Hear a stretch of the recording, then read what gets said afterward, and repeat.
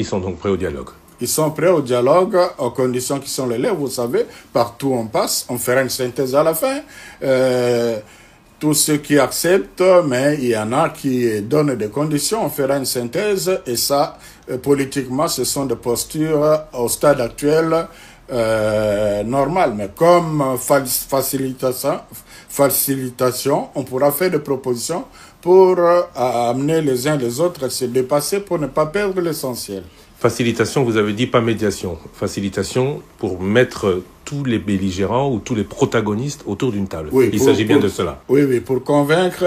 Et encore que je m'empresse à dire que c'est le forum pour le consensus national que nous proposons.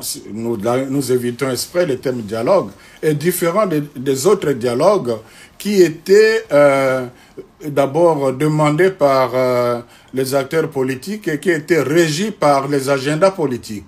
Ici, c'est la société civile qui s'engage à demander ce forum. Et tel que c'est conçu, vous vous rendrez compte que la politique n'occupe qu'une des commissions de réflexion. Mais le gros, il s'agit de réfléchir sur la façon dont le pays doit être conduit prochainement de façon à permettre une paix durable d'abord dans notre pays, et puis il y aura une commission, juste à titre indicatif d'exemple, économie et paix transfrontalière. Cette guerre, c'est aussi beaucoup plus, je pense que c'est autour de minerais. Mais qu'est-ce que nous en faisons? Nous-mêmes qui en sommes détenteurs depuis des années et des années. Je crois que des scientifiques peuvent nous aider à repenser notre gouvernance économique de façon à garantir la paix à l'intérieur avec le voisin. Il y a la dimension sécurité et défense. Et je crois qu'il y a vraiment à réfléchir comment est-ce que depuis 30 ans on est en train de patauger. Il y a une commission sur la vérité et la réconciliation. Il y a quand même des crises, de conflits communautaires qu'on retrouve là-dedans. Donc le forum que nous proposons, c'est pour aider les gouvernants actuels et ceux qui viendront à avoir une base de données qui est consensuelle, donc un pacte social dont pourra s'inspirer tous ceux qui viendront au pouvoir, en commençant par ceux qui sont ici au pouvoir maintenant. On va revenir sur votre forum sur le consensus national. Je voudrais qu'on aille étape par étape. Vous avez commencé à Kinshasa. Ouais. Le président de la République vous a reçu. Est-ce qu'il vous a... Les termes sont importants pour la suite. Est-ce qu'il vous a dit oui, allez-y, ou puisque la rencontre avait lieu à votre demande, il vous a dit je vous laisse faire, venez me donner la conclusion? Il nous a écoutés attentivement. Il a posé des questions de compréhension. Nous nous sommes expliqués et je reprends quelques-uns de ces termes. C'est une initiative très louable. Je reçois ces projets avec beaucoup de respect, d'humilité. Une recommandation qu'il a faite, c'est qu'il aurait souhaité que ce soit inclusif, c'est-à-dire qu'on implique aussi les autres confessions religieuses. Il avait déjà dit à ce moment-là. Oui, oui. Et à cela, on a répondu qu'on y pensait déjà. Et avant même de les rencontrer, nous avons pris contact avec quelques-uns d'eux, notamment le Tchèque Abdallah. Moi, j'ai parlé avec Dodo Kamba, par exemple, juste pour citer. Et pas seulement eux, j'ai parlé avec le chef coutumier, le responsable de Fumodi Fimba. C'est pour voir, parce que c'est scandaleux quand même. On veut la cohésion. Et donc, tout le monde aura sa place. Mais maintenant, nous sommes dans la phase de la conception, aussi de la sensibilisation. On n'est pas encore... la première étape commencera avec les commissions et puis le forum proprement dit, si les acteurs acceptent. Donc, on a tenu compte de cette recommandation-là. Et puis, il a dit, d'accord, vous pouvez, parce que il nous a encouragés. Il nous a encouragés parce que la grande préoccupation que le président avait, mais comment concevoir, quel rapport ou concevoir la conjonction entre ce que nous proposons et ce qui se fait au niveau de la sous-région. On lui a dit justement, c'est complémentaire et il nous a encouragé d'aller voir le président de la sous-région.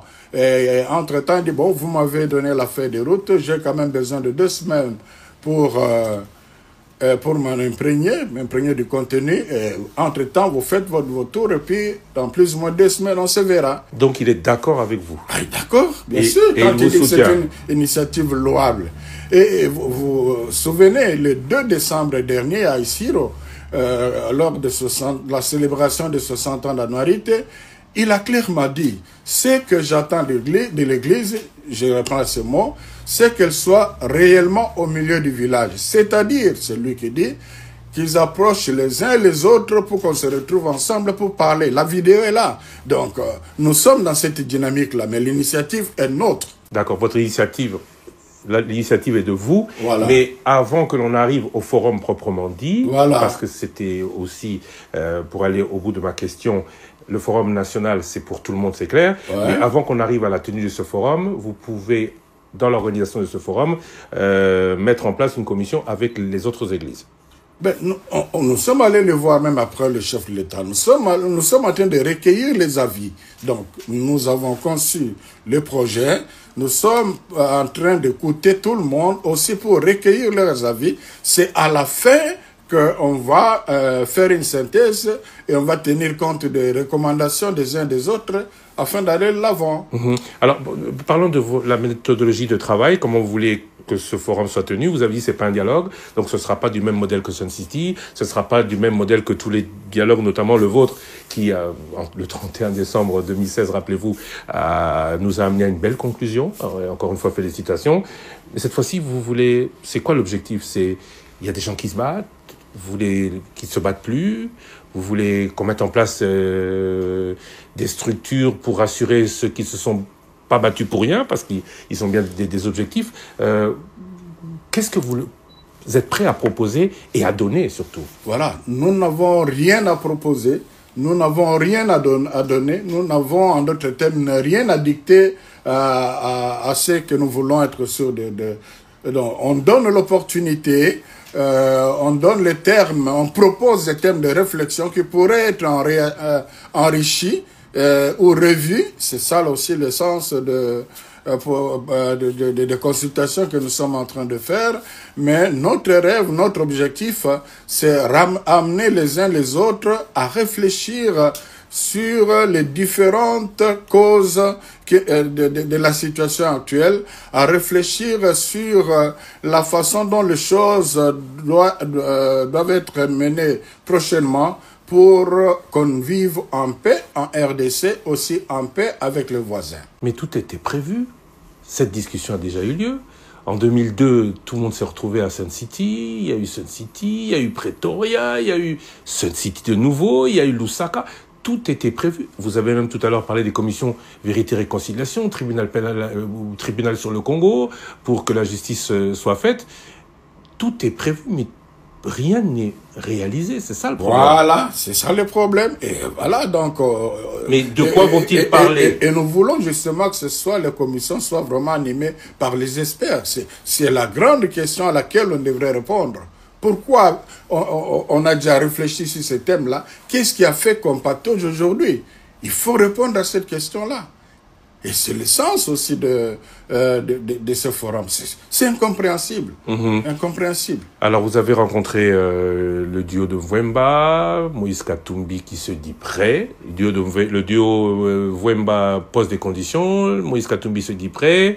Vous avez rencontré le FCC, on n'a pas encore eu la possibilité de recueillir leur réaction, mais ce sera fait, en tout cas en ce qui nous concerne à Top Congo, très rapidement. Quel bilan à mi-parcours, si vous êtes à mi-parcours, évidemment? Eh ben, le bilan, c'est que tous nos interlocuteurs ont été réceptifs, tous nos interlocuteurs ont réagi, sauf les églises de réveil qui n'ont pas, plutôt la plateforme de confession religieuse qui n'avait pas encore réagi parce qu'ils attendaient qu'on leur donne le document d'ailleurs qui les autres avaient déjà reçu dans les médias et voulaient qu'on le leur donne de façon formelle. Bon, je l'ai envoyé au président Lassimé Idriss. J'espère qu'ils vont réagir prochainement. Donc, tous ont été réceptifs, même la plateforme de confession religieuse.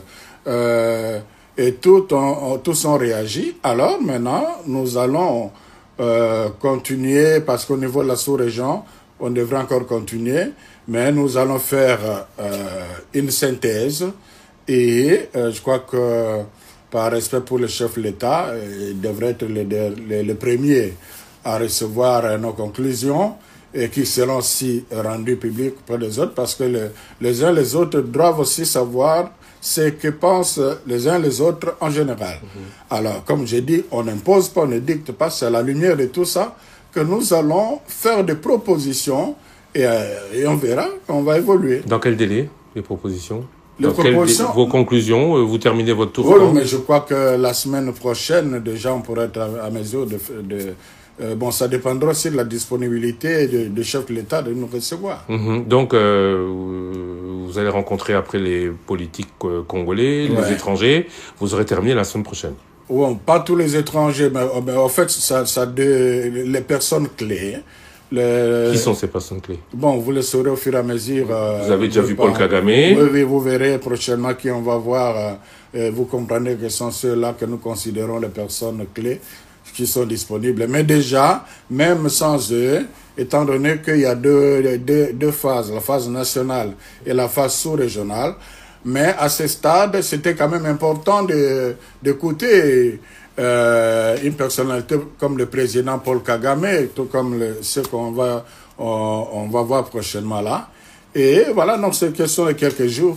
Vous avez rencontré Martin Fayulu, Moïse Katumbi, Délice Sanga, Corneille Nangaa, Mozito, le FCC. Voilà.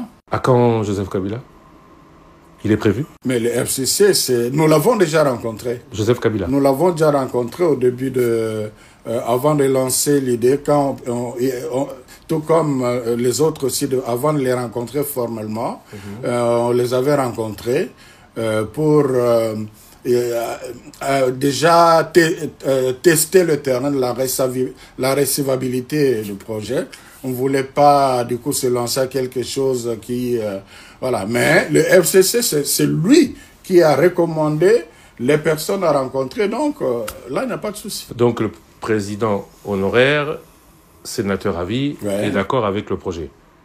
Non, j'ai dit... Il est d'accord avec le principe. J'ai dit que tout le monde a trouvé que c'était recevable. Tout le monde a réagi. Maintenant, nous attendons formellement aussi la réaction de FCC. Donc, nous en sommes là. Vous avez cité Fayulu, à part les confessions religieuses. On a cité Martin Fayulu, le président avant, c'est vrai, Moïse Katumbi et tous les autres. Il n'y aura que des politiques? Non, merci de me rappeler. On a réussi aussi, on a rencontré les représentants de la société civile. Hein.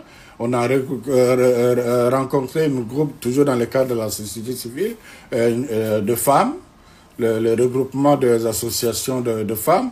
On a rencontré des jeunes. Donc non, c'est vraiment... nous voulons mettre personne à côté. La difficulté, vous pouvez bien l'apercevoir.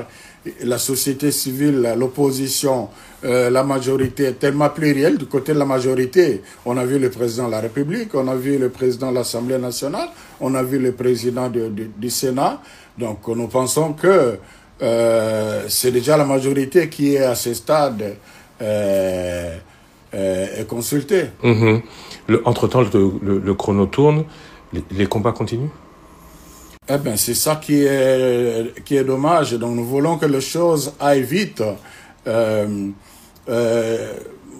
J'ai regretté qu'après Goma, il y ait encore eu de voix plus ou moins discordantes qui ne pourraient pas encourager le plaidoyer arrêté.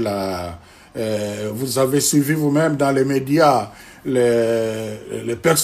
certaines personnalités de l'opposition qui commençait à s'aimer les doutes sur Vous parlez de l'UDPS. Projet de l'UDPS. Alors, c'est un message qui peut être aussi mal interprété par ceux qui sont à Goma, auprès de qui nous sommes allés demander un cessez-le-feu. Donc, de toutes les façons, nous faisons ce que nous pouvons faire comme pasteurs et nous n'avons pas une autre contrainte que notre parole pour exhorter. Il n'y a pas eu que ces paroles dites à l'international. Il y a la diplomatie qui continue à vouloir défendre le terrain de la République démocratique du Congo. Est-ce qu'elle doit arrêter pour vous donner une chance de réussir?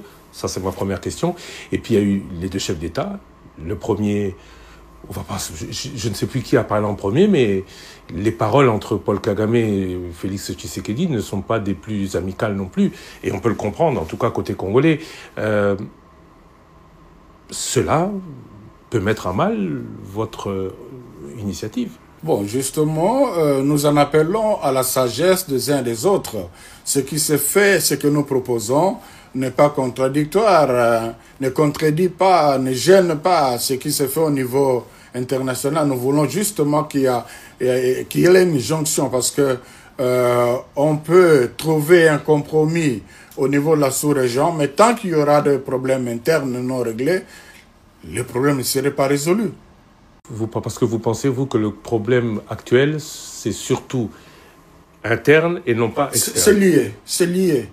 Il y a des causes internes, il y a des causes externes. On serait plus fort si à l'interne,